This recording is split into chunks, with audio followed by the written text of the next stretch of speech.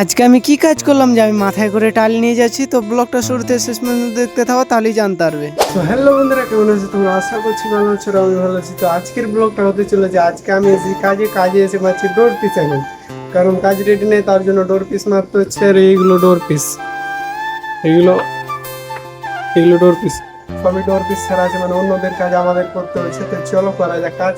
আজ কটা ডোর পিস মারি, মানে আমি ওদিকে 4টা মেরে দিয়েছি অলরেডি, ডোর মানে 2টা, তো সাইডের গুলো হচ্ছে 4টা মারা হয়ে গেছে। আর আরেকটাতে এখন ভিড়লাম, কারণ আজকে আমি একাই কাজ করছি।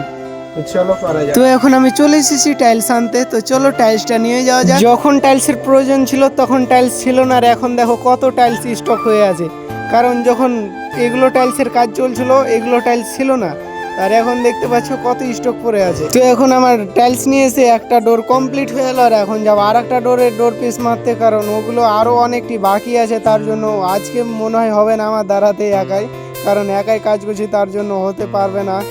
কালকেও মারতে হবে ডোর পিস। তো 2 নম্বর বেডরুমের অলমোস্ট ডোর পিস মারা কমপ্লিট, এখন শুধুমাত্র একটা ডোর আছে।